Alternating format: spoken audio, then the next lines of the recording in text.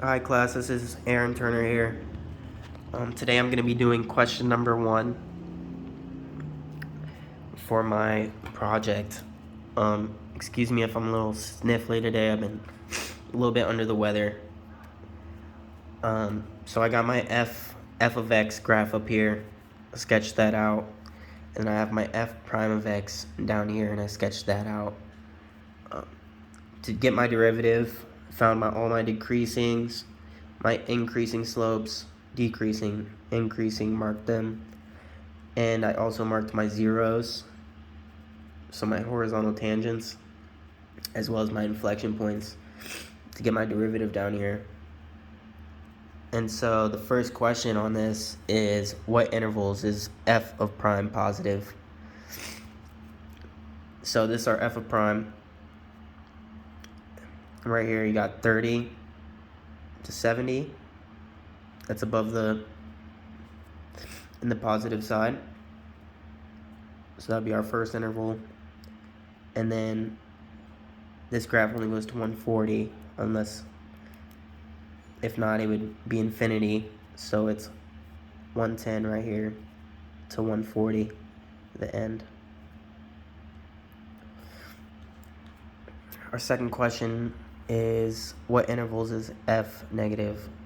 So for that one, you would look at our top graph, and then when looking at the one on the computer, the line is not directly on 20 or 40. It's a little bit before, a little bit after, so be about 18 to 42 for our first one. If you look here.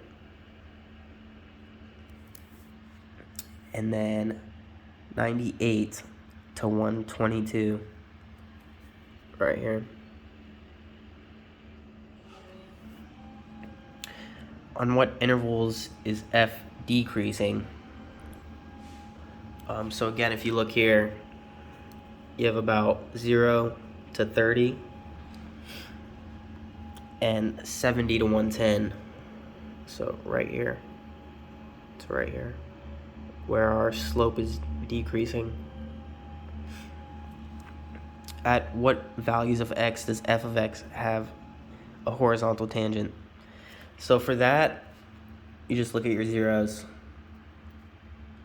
Pretty much where these points are on the derivative, those are your horizontal tangents on the f of x. So you'll have 30, 70, and 110. And our last question is, what is larger, f prime of 65 or f prime of 130? Right? 130. So if you look at 130, it's up here. And then if you look at f prime of 65, it's about here. So our answer would be f of prime is 130 is larger.